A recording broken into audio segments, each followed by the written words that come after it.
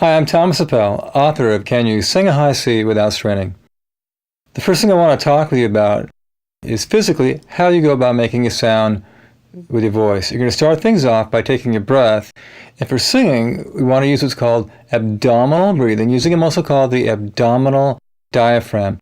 I'm going to show you how to do that in just a few minutes. For the time being, we're just going to assume that you've gotten that air into your lungs the right way.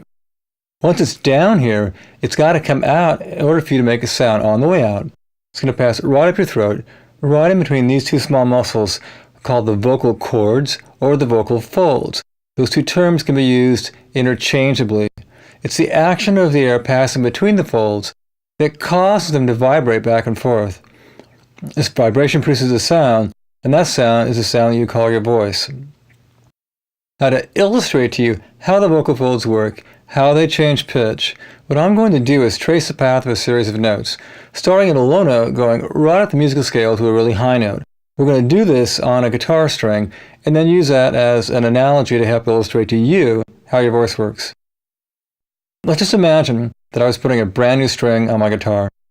I'm going to start by threading it through the tailpiece, bring it down the fretboard, and then wrap it around the tuning peg. Now, as I go to twist that tuning peg, physically, what's going to be happening to that string? Well, the answer is simple. It's going to be getting tighter. And if you were picking it while you were pulling it tighter, the pitch is going to rise. So if you want to raise the pitch on that string, all you've got to do is increase the tension. So you're twisting and pulling and picking, and sure enough, the pitch goes right up. But pretty soon, you're going to hit the elastic limit of that string. When you hit that point, if you continue trying to raise the pitch by further tightening, you can guess what's going to happen to that string. It's going to snap. But what if you're not satisfied with how high that string is playing? You want it to produce a higher pitch, but you can't pull it any tighter. What are you going to do? Once again, the answer is simple. As a guitar player, you just put your finger on the fretboard and move it down the fretboard. What this does is it shortens the vibrating length of the string, causing the pitch to rise. Now, there's a law of physics that states whenever anything that's creating a pitch by vibrating, when you decrease the mass of the vibrating substance, it's going to cause the pitch to rise. So you can make it shorter, make it skinnier. Whatever you do to decrease that mass is going to cause a pitch rise. So for guitar playing, you decrease the mass by shortening the vibrating length. Now, the cool thing about this for guitar player is by using this shortening method, the high notes on a guitar really do play just as easily as the low notes. The positioning is different for a high note, but you wouldn't say it was harder to do, took more work or energy. It's simply different. And this is a very important point for singers, because this represents a clear picture of the way your singing should feel throughout the entire range of your voice. High notes can sing just as easily as low notes when your vocal technique is in good shape and you're properly warmed up with a healthy voice. Let's see how this guitar analogy relates to the way your vocal folds work. When you go to sing, there are three muscle groups that come into play: the cricothyroid muscle, the vocalis muscle, and the adductor muscle groups. Now, the cricothyroid muscle is on the front of your throat. When you contract it, it pulls against the cartilage and it stretches the vocal folds, kind of like this rubber band right here. When I stretch the rubber band, you can see it's very flexible, so it's really easy to stretch. You can also see that right now it's relatively thick. When I stretch it, it gets skinnier. Well, that's pretty much how the vocal folds work. They're very flexible, so when you contract your cricothyroid muscle and stretch them, it won't feel hard at all. It's really easy to do. But they also get skinnier, and so there's going to be a pitch raise in your singing because of a tissue tension increase and a mass decrease. The part of the tissue that vibrates is going to get skinnier, thinner, so there's a mass decrease in the tissue vibrating. Both of these things work together to cause your pitch to rise. Now, the cricothyroid muscle is your primary muscle used for getting you on the note, getting you in the neighborhood. And it's really easy. It doesn't feel like straining. It feels very, very comfortable.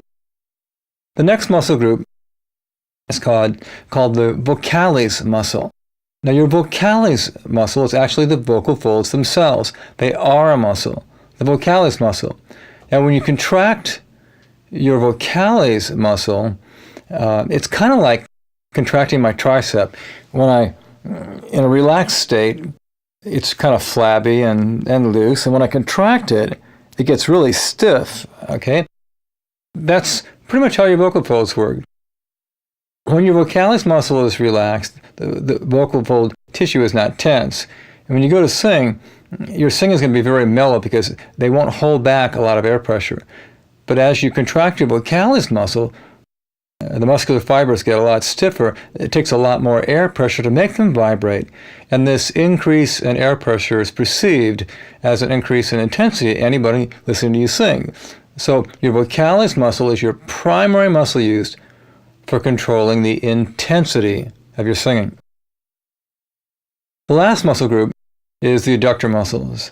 Now, when your vocal folds are open for breathing, the adductor muscles, when you contract them, they bring the folds together for singing. Now, the vocal folds have to be close together to sing, but the adductor muscles have another cool trick.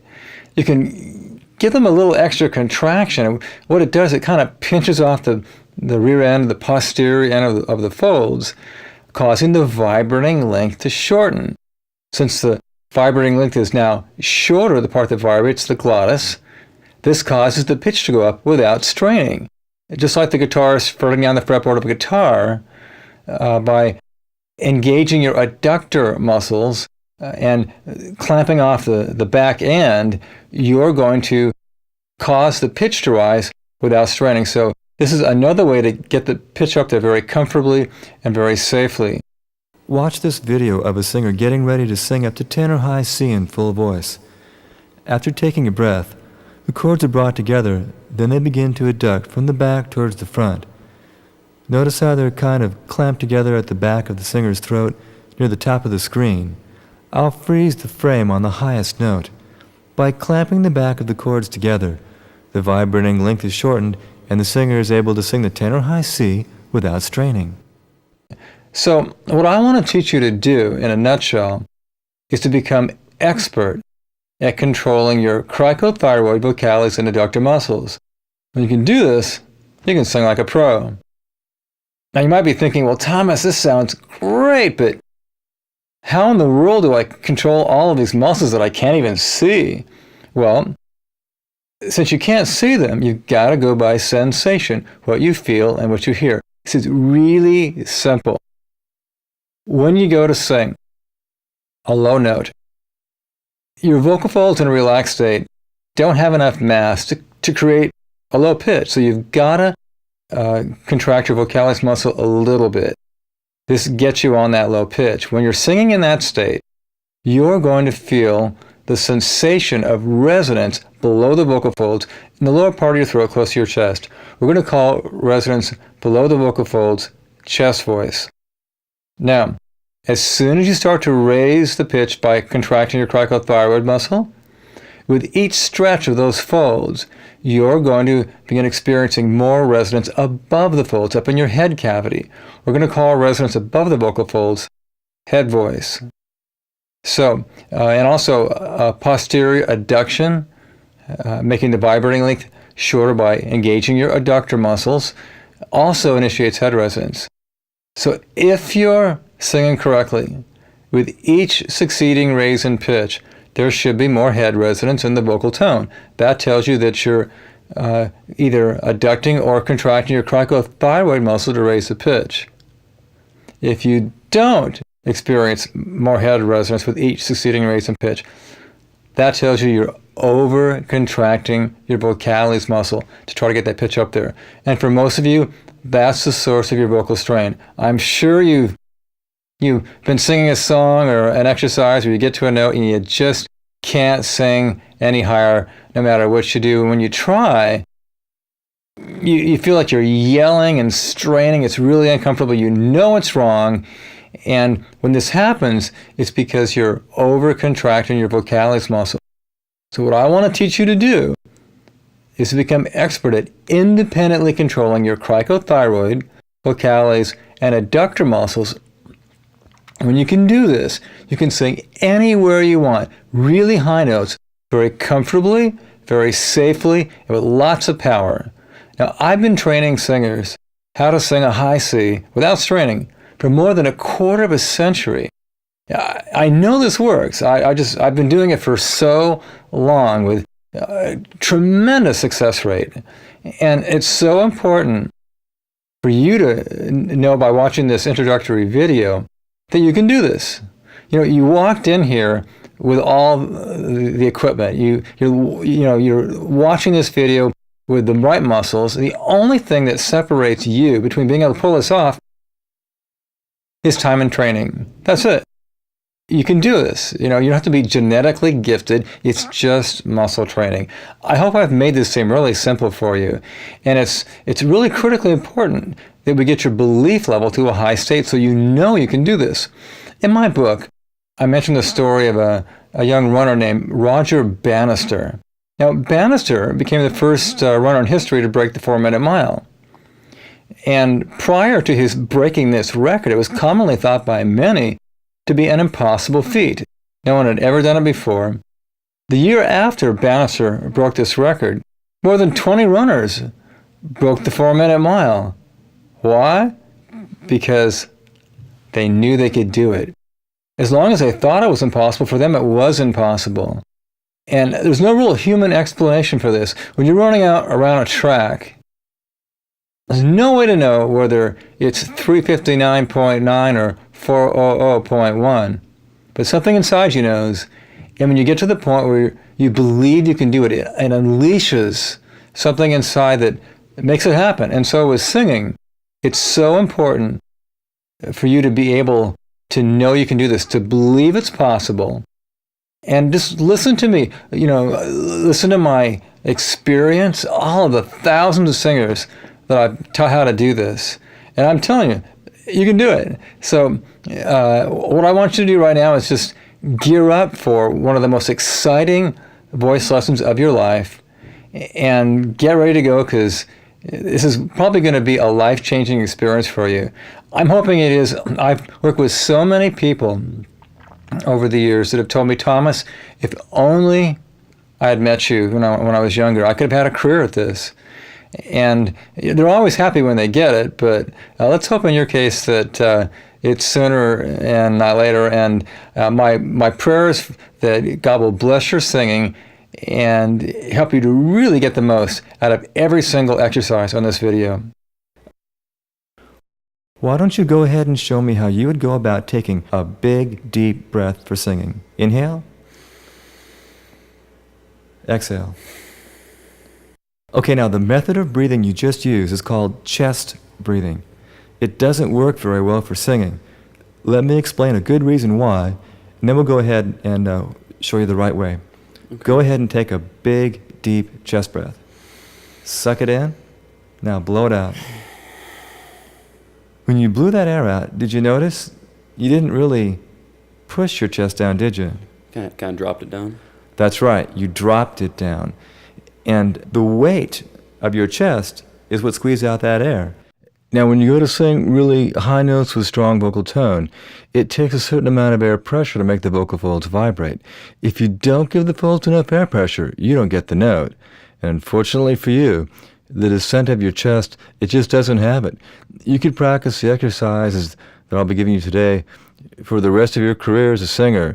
And if you were using that method to squeeze out your air, you would never be able to sing high notes, at least not with a lot of control or power. It just doesn't work. There's only one way to pull this off. It's called abdominal breathing. You suck the air in by pulling your abdominal diaphragm down. The outward sign is a protruding stomach. Your stomach sticks out.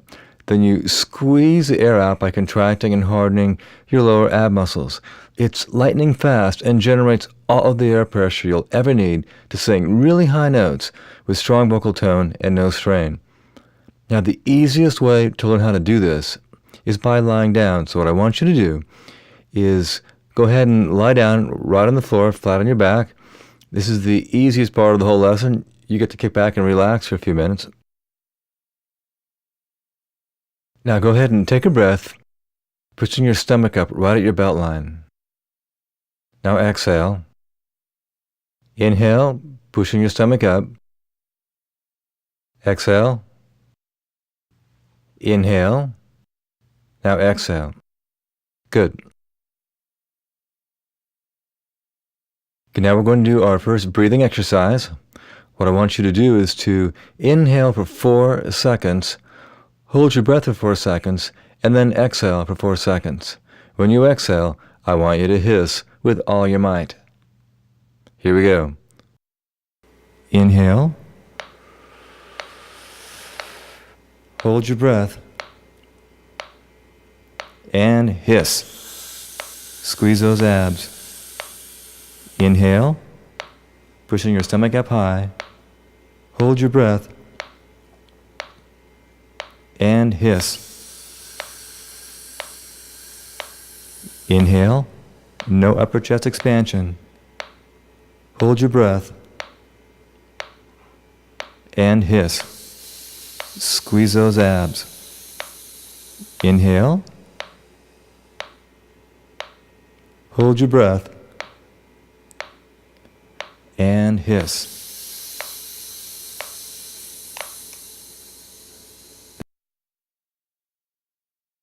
Now go ahead and stand up. When you stand, it's important that you stand up straight. If you slouch while taking an abdominal breath, it still works. You just won't get quite as much air in, so generally you want to stand up straight while you're inhaling. Once you get the air in, it doesn't matter what you do. Now we're going to do our first singing exercise. What I want you to do is follow the piano humming on this simple 4-note arpeggio.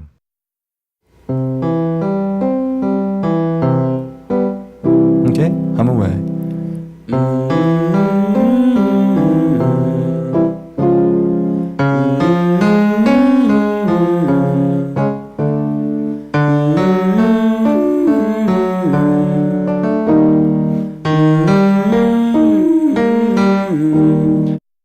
The singer we're watching in this part of the video has poor vocal technique. You can tell there's a huge break between his upper and lower registers. It's out of tune. There's a lot of things wrong. But we can learn a lot by watching him go through this exercise because many of you are experiencing the same problems. He started off by contracting his vocalis muscle a little. He had to because in a relaxed state, the vocal folds don't have enough massive tissue to create low pitches. So he had to contract it a little bit to get that low note. The sensation that he realized was resonance below the folds in the lower part of the throat close to the chest. Earlier we called that chest voice. To raise the pitch, what he did was he stretched the folds by contracting his cricothyroid muscle. As he did this, he was maintaining his vocalis contraction to about middle C, and then he just couldn't hold on anymore and completely let go. When he did that, the cricothyroid muscle took over, got the next note, and the resonance jumped way up into his head. We call that head voice. As you recall, that's created by cricothyroid muscle contraction. Now in this case, there's a huge break between his lower and upper registers because he's making the vocalis relaxation very abrupt. Sounds terrible, it's uncontrolled and really out of tune. What we want to do on an exercise like this would be able to make that relaxation very gradually so the transition would be extremely smooth. So smooth that if anyone was listening, you wouldn't even be able to tell where the singer shifted gears because there would be no break.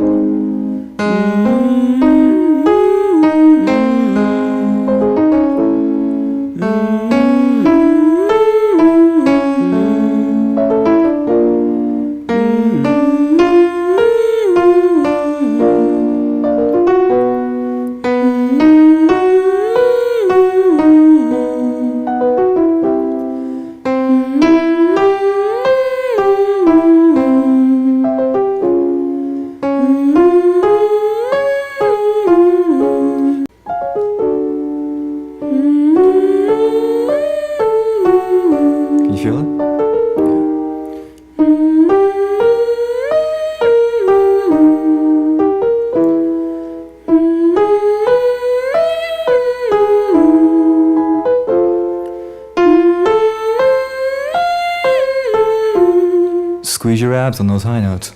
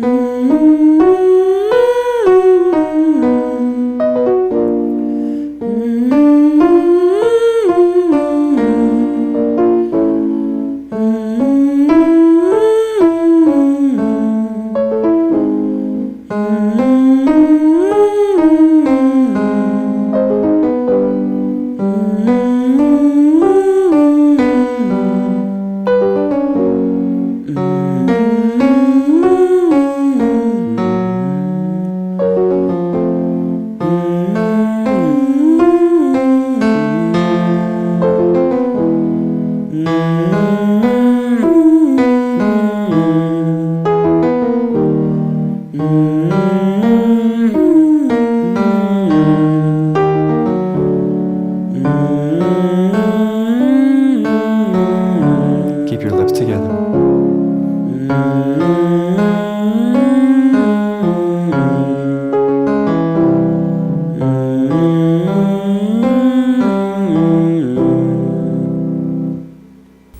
The singer you just saw clearly was struggling with this exercise. He has the right equipment, he just doesn't know how to use it. But here's some good news for all of you. After we finish this video, he continued practicing the exercises and can now sing way past tenor high C comfortably and safely with really strong tone, lots of control, good intonation, the whole 9 yards. If he can do it, you can do it. Okay, now we're going to do some vowel sounds. We're going to start things off with the E vowel sound. When you sing an E, you want to have your jaw down about 1/8 of an inch, tip of the tongue planted behind your bottom front teeth, the front of your tongue arched. Say I. I, Now say E. E, I. I, E. E. Can you feel your tongue arching up for that E? Yeah. Good. We're going to sing wee, wee, wee on this 6-note arpeggio that goes like this.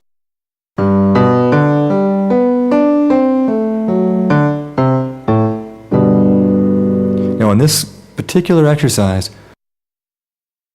I want you to go ahead and let those top notes go right up into your upper register. Okay, don't try to hang on to a real strong tone. Okay, here we go.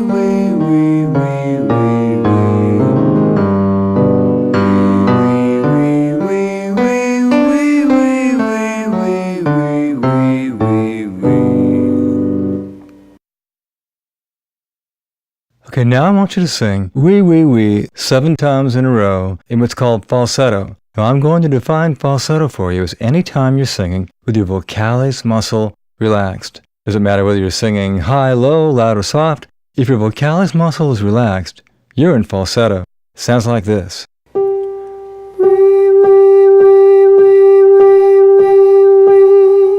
Try that.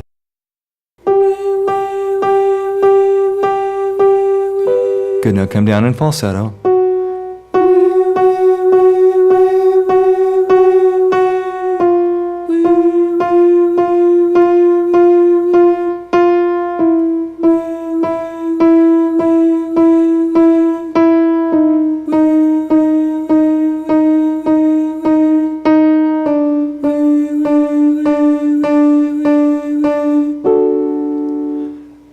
Now I want you to sing 7 times in a row in what's called full voice.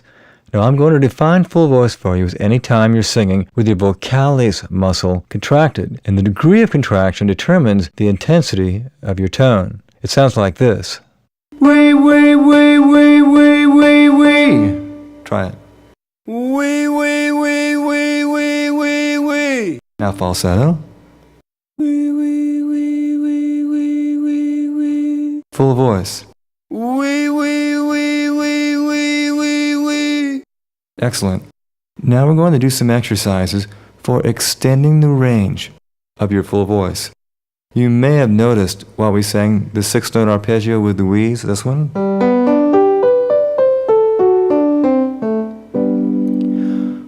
While you sang the first 2 or 3 notes in a moderate full voice, all of the high notes were in falsetto.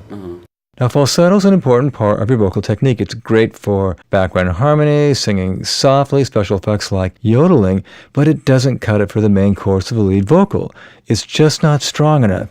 You need to be able to sing anywhere you want in full voice and then use falsetto as a special effect, but you don't want to be stuck singing your high notes in falsetto because that's the only way you can hit the note. For this reason, we need to extend the range of your full voice. In order to do this, there are a number of things you've got to do. Number 1, you need to take an abdominal breath from down below, a big stomach-popping, bloated abdominal breath. It's easiest to generate the air pressure you need when you're squeezing against a full tank. And then contract your ab muscles and squeeze out that air. Take a big deep breath. Now hiss. Okay, can you feel those abs squeezing against that compressed air? Yeah. Excellent. Let me elaborate on how I want you to squeeze. Let's just pretend that I was going to be giving you a big punch in the stomach. But I'm a nice guy, so I'll let you know ahead of time. The same way that you would block that punch by hardening your abs, that's exactly how you have to keep your stomach muscles hardened whenever you sing. Now here's the way it works. If you're singing a low note in falsetto, a little squeeze gets the job done. But if you're singing a high note in full voice, you've got to really squeeze to make the vocal folds vibrate. So you always squeeze in proportion to the degree of cricothyroid, vocalis, and adductor muscle contraction levels. The next thing you've got to do is block the air that you're squeezing against by contracting your adductor muscles.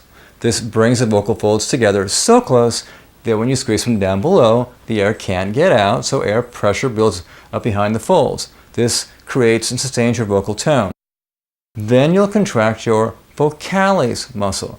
This adds mass to the vibrating tissue and allows you to hit a low pitch. It also sets the intensity level of the exercise because on this exercise, we're not going to let go of that vocalis contraction. To raise the pitch, initially, you'll contract your cricothyroid muscle. This stretches the folds. And with each stretch of the folds, you're going to experience more head resonance in your vocal tone. If you're doing it right, the further up you sing, the more head resonance you're going to experience. Now, it's easiest when you're learning how to sing high notes in full voice if you do the exercises loud. But I never want you to strain or push your voice past a comfortable limit when singing an exercise. When going for a high note, How do we balance this? It's really simple. If you're going up to a high note in an exercise and you don't think you can get that top note safely and comfortably, simply go flat. This on the low side. You might surprise yourself and get it, because as you now know, singing high notes is just as easy as singing low notes. It's just different. But don't back off. It's a lot harder to do if you back off. So sing it strongly. Look for increased head resonance with each succeeding raise in pitch. You can also adduct the folds. You can clamp the adductor muscles together at the back. This shortens the vibrating length and is another way to raise the pitch without straining. This too initiates head resonance in your vocal tone. So go up strongly, don't back off, look for increased head resonance with each succeeding raise in pitch. That's your best shot. Okay, now we're going to do an exercise for extending the range of your full voice. We'll use the A vowel sound, like in the word rate, on this 4-note arpeggio. 2 runs, here we go.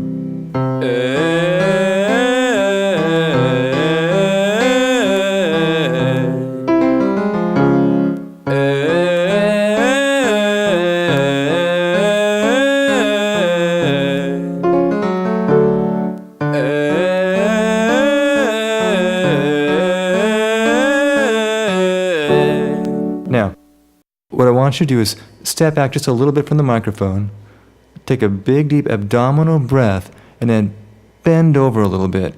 Use your ribs to kind of squeeze out that air, just like a bellows. Many times, singers, especially when they're not used to singing high notes in full voice, don't generate the air pressure they need. This may be one of your problems. It really helps to give it a little crunch and squeeze those abs with a bend. Here we go. You're on, sing an A.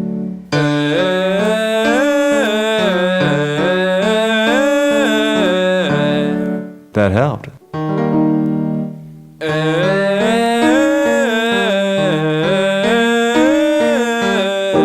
Now, another thing that really helps, the angle of your head to your neck counts. For most singing, if you look down, it's a lot harder to sing high notes in full voice.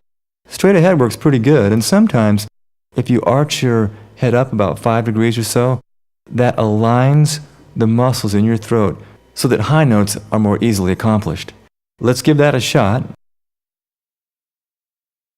I want you to bend over so your abs are getting a good squeeze, and then while you're bending, look up slightly and see if that doesn't help. Here we go.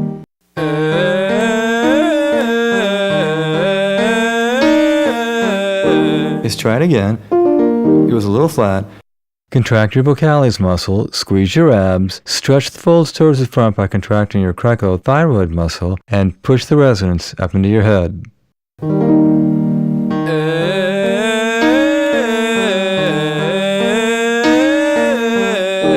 One more time. It's got to go higher.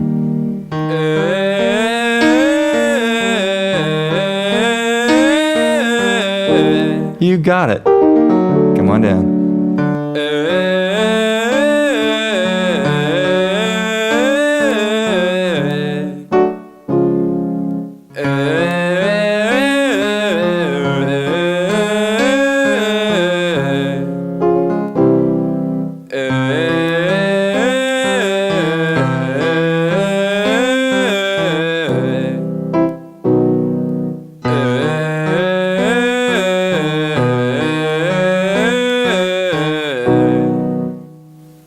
I want you to notice how much more comfortable that singer was on the way back down than on the way up. That's because by attempting the high note, he stretched the vocal folds. And he has a set of folds that are in a very inelastic state. They're really stiff. And so that little bit of stretching, first of all, it got him the high note, and it also got him all the way back down with a lot more comfort and control. Now let's watch a singer with good vocal technique perform a similar exercise.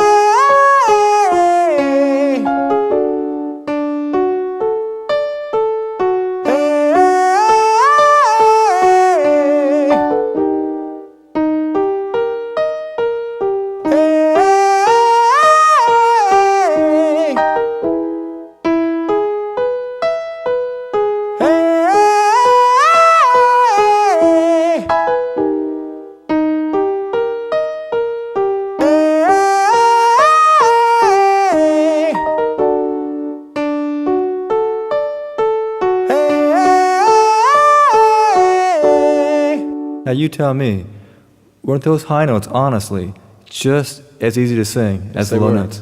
Yes, they were. I think I could have gone higher. All right, carry on, C sharp.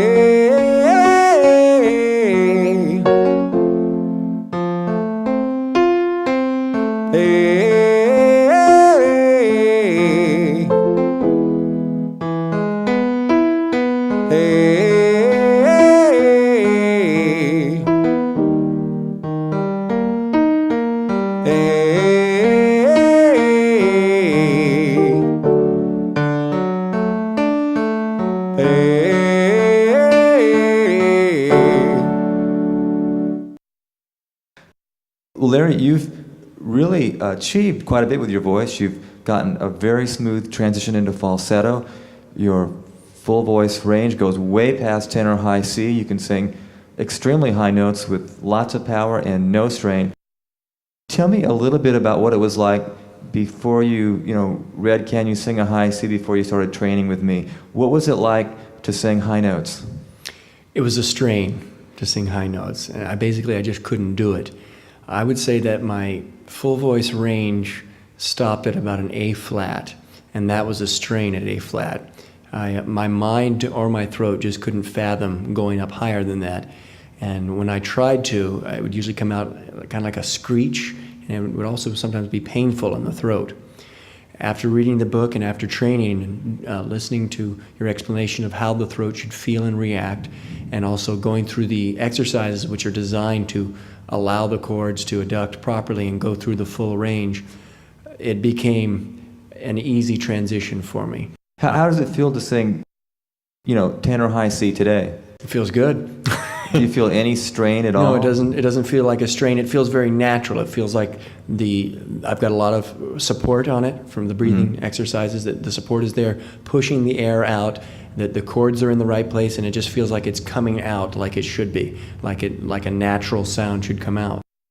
Good, and I think, one of the things, you can tell me if I'm wrong or not, but before you read the book, if someone told you, Larry, you can extend the range of your voice by 10 notes by just doing some exercises, that might have seemed a little preposterous. Quite a bit so. Quite a bit so.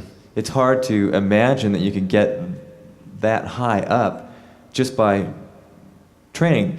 Most people believe that you have to be genetically engineered or somehow born with the ability to sing extremely high notes, but I think you're living proof that it can be developed by training. Absolutely. Before I started the training, before I started doing the exercising, like I said, A flat was about the upper limit of my full voice range.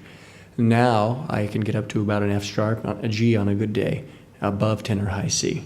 So we're close to an octave of extended range on the full voice. So I'm quite pleased with the results. Okay, now we're going to do some exercises for controlling the tone of your voice. You can control the tone of your voice by raising or lowering an organ in your throat called the larynx. Go ahead and grab your throat right here. Now swallow. Can you feel something kind of bobbing up and down in there?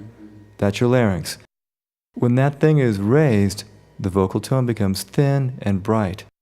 When it's lowered, the tone becomes deep and rich. We're going to start things off with some high laryngeal exercises. When you raise your larynx, the tone becomes very thin and brash sounding.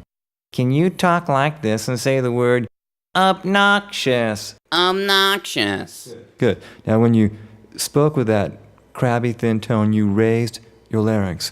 We're going to sing na na na na na on a 5-note pattern that goes like this.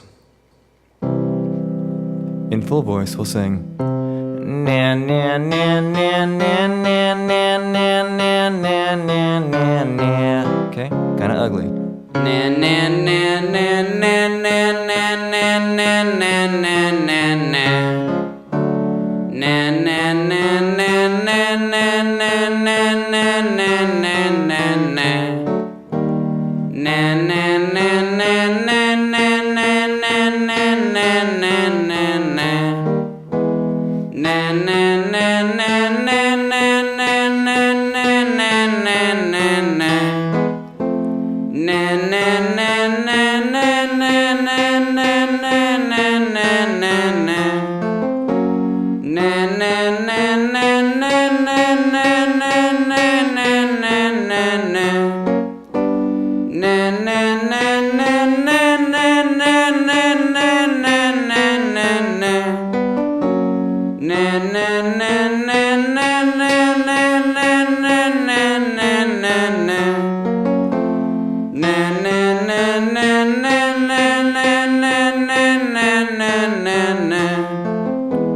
Na na na na na na na na na na na.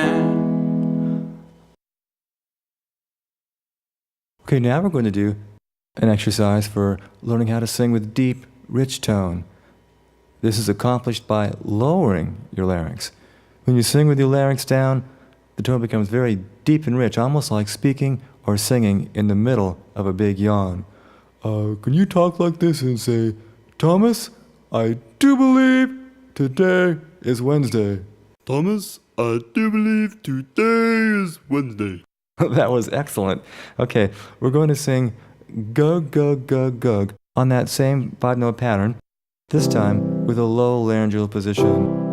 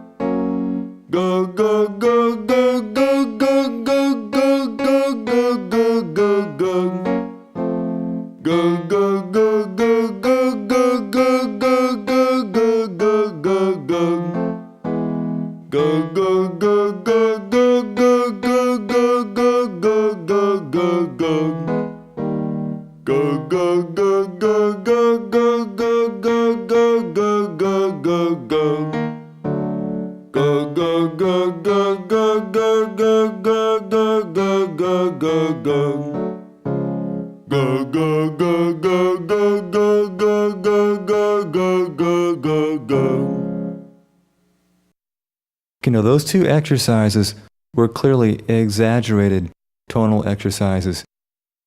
Meaning, when you're singing songs, it would be rare that you would sing with tone quite as thin or quite as deep as the examples I was giving. But it is important for you to know the range of tone available to you.